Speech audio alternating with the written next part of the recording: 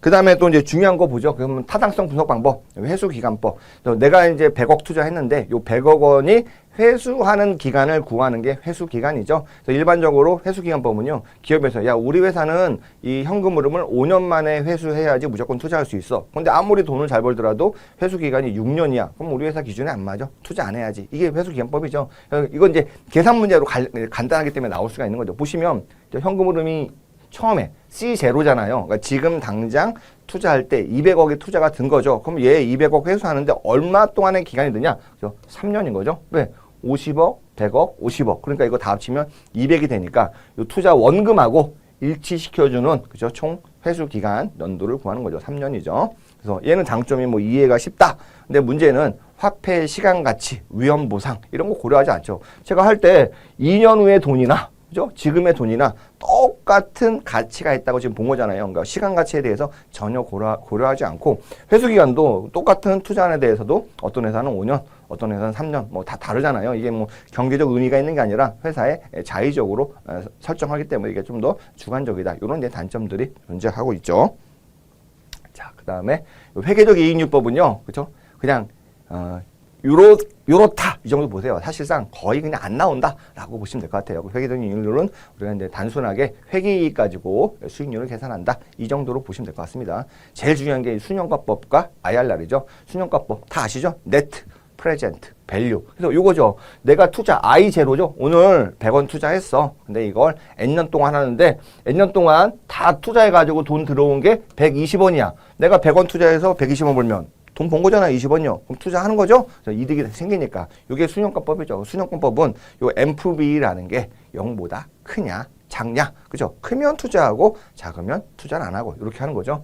그다음에 보시면 여기 할인율. 예, 다 왜 현재 가치로 계산하기 때문에 할인율을 발용하죠. 그래서 MV가 0보다 큰 투자안을 실행해라. 그래서 내부 수익률은 뭐냐? 그죠? MV하고 마치 동전의 양면과 같은 거죠. MV를 0으로 만드는 요 할인율이 바로 우리가 말하는 내부 수익률 혹은 IRR. 그래서 내부 수익률이라는 건 제가 말씀드렸죠. 지금 쉽게 얘기하면 지금까지 뭐 내부 수익, MV를 0으로 만드는 할인율, 그쵸? 잘 이해가 안 오잖아요. 그러니까 내부 수익률은 연평균 투자 수익률이라고 보시면 돼요. 연평균 투자 수익률이 나의 자본 조달 비율, 그죠? 비용, 할인율보다 높으면 투자하고 할인율보다 낮으면 투자 안 하는 거죠. 그래서 내부 수익률을 계산해라. 이런 문제는 사실 좀 나오기가 어려워요. 왜 그러냐면 보시다시피 이게 뭐 분봉에 있지만, 그쵸? 이제 뭐 2년이다. 그러면 이게 2승이잖아요. 그럼 제곱을 그려야 되고 3승이다. 3년이다. 그럼 3승이잖아요. 그럼 3제곱을 구해야 되고 그렇기 때문에요. 이게 일반적인 계산기로는 계산하기가 매우 어려워요. 주더라도 굉장히 이제 뭐랄까 대부분의 자료들을 다 주고 계산을 하라고 하기 때문에요. IRR을 직접적으로 계산해라. 이런 문제는 조금 어렵고요. 이런 그 개념, 그렇죠? IRR은 그럼 언제냐? 그래서 IRR이 우리가 말하는 할인율보다 크면 투자를 선택하고 작으면 투자하지 않는다. 그럼 중요한 게 또 얘네 두 개를 비교하는 거죠. 야, 이렇게 좋은 게 있는데 어떤 게 더 좋은 거냐? 각각의 장단점은 무엇이냐? 이건 굉장히 잘 나오죠. 내부 수익률, IRR의 문제점은요. K가 그죠? 기간별로 다를 경우 어느 K와 비교하냐. 예를 들어 기업 입장에서는 그죠? 우리가 10년 동안 투자하는데 3년 때까지는 우리 회사의 할인율이 5%였는데 근데 3년 이후부터는 회사가 좀 안 좋아서 할인율이 올라졌어요. 그랬을 경우에는 할인율이 여러 개가 생기잖아요. 그럴 때 어떤 K와 비교하냐. 그다음에 단일해가 뭐냐. 그죠? 솔루션이 딱 하나만 있어야 돼요. MV는 0보다 크냐 작냐가 중요하지만 할인율은 아까 말씀드린 대로 이게 분수식이다 보니까 기간이 3년이면 3승이에요. 3승이면은 해가 3개잖아요. 그러면은 해가 여러 개니까 그 중에 어떠한 그죠? IRR이 진짜 IRR이냐? 이거 우리가 이제 알 수가 없는 거죠. 굉장히 어떻게 보면 수학적으로 문제가 생기고 현금 흐름 양상에 따라서 IRR이 달라져요. 그래서 초기에 플러스 그다음에 일반적으로 우리가 투자를 하면 현금이 그렇잖아요. 초기에는 투자하니까 현금이 마이너스고 시간이 지나면서 내 돈을 버니까 현금이 플러스잖아요. 그런 건데 만약에 뭐 채권처럼 그죠? 초기에 마이너스, 플러스 그죠? 내가 예를 들어 돈을 빌려주면 초기에 그죠? 빌려오면은 플러스, 앞으로의 돈을 갚아가면은 마이너스. 이런 현금일 경우에는요, IRR이 뭐 음도 나오고 막 이상한 값이 나와가지고 좀 의미가 없어질 수 있고요. 중요한 거. 아까 말하자면 상호 배타적인 거 A, B 둘 중에 있으면 A를 하면 B를 선택 못하는 거 이런 경우에는요 이제 IRR이 좀 잘못된 의사결정을 갖고 올 수 있어요. 단일 투자하는 경우에는 괜찮다. 예를 보시면 이거죠. 이게 할인율이죠. 이게 MFB예요. IRR이라는 건 MFB를 0으로 만드는 할인율이니까 이게 IRR이에요. 만약에 우리의 할인율이 K다. 그럼 IRR이 K보다 크잖아요. K일 때 MFB는요 0보다 크잖아요. 그러니까 MFB도 0보다 크고 IRR도 K보다 크니까 이런 거 투자해야 되는 거 아니냐. 만약 K가 여기 있어요. 그러면은 요 K일 때 이렇게 쭉 가면 MFB가 음수잖아요. IRR도 K보다 작잖아요. 그럼 투자하지 말아야 된다. 그렇기 때문에 요 하나의 투자만 있을 때는 MFB로 가치 평가하나 IRR로 가치 평가하나 그 결과 해석에 있어서는 우리가 이제 혼동되는 동일한 결과를 갖고 오지만 중요한 거 이거죠. 상호 배타적인 거 두 가지죠. A 투자예요.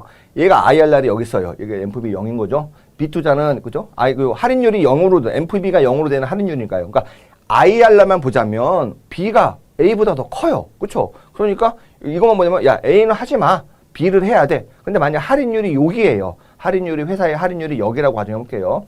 여기면 얘는 뭐예요? MFB는 B의 MFB는 이만큼이잖아요. 이게 B의 MFB. A의 MFB는 더 커요. MFB로 따진다면 A를 투자해야 되는데 IRR은 여전히 B인 거죠. 그렇기 때문에 이런 상호 배타적인 거, 즉 A하고 B 두 가지를 우리가 고려할 때는 서로 IRR은 다른 결과가 나올 수 있다. 그래서 예를 들어 쉽게 말하면 얘를 중심으로 다른 거죠. 그죠? MFB는 얘를 중심으로 있다면 B, A가 크니까 A가 B보다 크다. 여기 반대로 중심에서는 B가 A보다 크다. 그러니까 MFB 같은 경우에는 이 할인율이 어디에 있느냐에 따라서 A를 투자해라, B를 투자해라 이렇게 얘기를 하지만 IRR은 무조건 그냥 B가 크니까 B를 투자해야 된다. 이렇게 되기 때문에 서로 배타적인 투자에서는 우리가 MFB법을 써야 된다. 그래서 MFB법이 왜 우월하냐? 이것도 이제 자주 나오는 단골 주제죠. 주주가치 극대화에 부합한다. IRR은 주주가치 극대화에 부합하지 않을 수도 있다. 그죠? 왜 그러냐? MFB가 10억이다. 그러면 10억만큼 기업가치가 증가한 거예요. IRR이 20%다. 그러면 이게 모수를 알아야 되잖아요. 전체 투자 금액 대비 얼마냐? 그렇기 때문에 IRR은 그 주주가치 극대화를 꼭 우리가 기여할 수 있다라고 부르기는 좀 어려워요. 그다음에 이거 중요하죠. MFB는 중간에 우리가 채권에서 배웠죠. 채권도 만기 전에 우리가 이제 쿠폰을 받으면 그 쿠폰을 재투자하잖아요. 그래서 만기 수익률로 재투자하는 것처럼 MFB 역시도 굉장히 투자 기간이 긴 기간 동안 내가 중간에 매년 돈을 받아요. 돈을 벌어가지고 그럼 돈을 벌었으면 재투자해야 되잖아요. MFB는 이런 재투자 수익률에 대한 가정을 할인율로 결정하고 IRR은 재투자 수익률에 대한 가정을 IRR 수익률, 일반적으로 내부 수익률이죠. 내부 수익률은 일반적으로예요. 항상 그런 거 아니고 일반적으로 할인율보다 커요. 그러니까 굉장히 재투자 수익률에 대해서 IRR은 조금 낙관적인 기대를 하는 거죠. 그렇기 때문에 야 너 세상 나이브하게 사는 거 아니냐. 그래가지고 재투자 수익률에 대한 그 가정이 MFB가 좀 더 보수적이다. 그런 측면에서 MFB가 좀 더 좋은 거 아니냐. 그렇죠? 그다음에 기간마다 그죠? 왜냐하면 회사의 그 어떤 WACC죠. 이게 매년 일정할 수는 없잖아요. 회사의 영업 상황이 바뀌고 재무 상황이 바뀌면 이게 변동할 수 있는데 MFB는 이걸 변동하면 그 기간에 맞는 그 할인율을 적용하면 되지만 IRR은 그렇지 못하죠. 그다음에 IRR은 아까 말씀드린 단일해가 없다. 그렇죠? IRR은 경제적 의미를 의도할 수도 있다. 말씀드린 것처럼 처음에는 일반적으로 돈이 나가고 나중에 돈이 들어오는데 돈이 먼저 들어오고 나중에 나가게 되면 뭐 이상하게 나오니까 그 경제적 의미를 좀 잘못 이해할 수 있다라는 거죠. 단골 주제가 요 2번, 그렇죠? 1번 이런 것들이 조금 단골 보기로 자주 나오는 그런 내용입니다. 그다음에 수익성 지수. 얘도 이제 그 다음번으로 중요하게 잘 나오죠. 그러니까 MFB의 장점은 똑같이 MFB가 A는 1억이에요. MFB가. B는 MFB가 1.1억이에요. 근데 A 1억을 얻기 위해서 얘는 1억을 투자해. B 1.1억을 얻기 위해서 1조 원을 투자해. MFB법으로 한다면 B가 크니까 B 투자해야 되는 거 아니냐라는 건데 회사에 있는 돈들이라는 건 제한적이잖아요. 그러니까 어떻게 보면 투자의 우선순위가 있는 거죠. 그래서 투자 효율이 높은 거를 투자해야 된다. 그래서 수익성 지수가 투자 대비 1원당 그죠? MFB가 제일 큰 거를 이제 투자하자. 그래서 효율성까지 그죠? 효과 투자의 수익성까지 고려하는 거죠. 투자 자금이 제약이 있기 때문에 투자 금액을 투자 안에 여러 가지 투자 안에 할당해야 돼요. 그래서 우선순위를 정할 때 MFB가 무조건 큰 거 하지 말고 투자 1원당 MFB가 제일 높은 걸 투자하자. 가장 효율이 높은 투자안. 그래서 여기 보면 I0는 투자 금액이잖아요. MFB이고. 근데 사실 우리 그 금융협회 교재에서만 PI를 이렇게 지금 좀 정의했어요. 다른 뭐 CPA 교재나 다른 이제 재무관리 교재에서요. 요 PI는요, 투자하고 MFB 플러스 투자 원금. 요거에 두 가지를 봐가지고 PI가 1보다 크면 투자하고 1보다 작으면 투자 안 하고 뭐 이런 식으로 했는데 우리 그 교재에서만, 그래서 여러분들 우리 교재로 가야죠.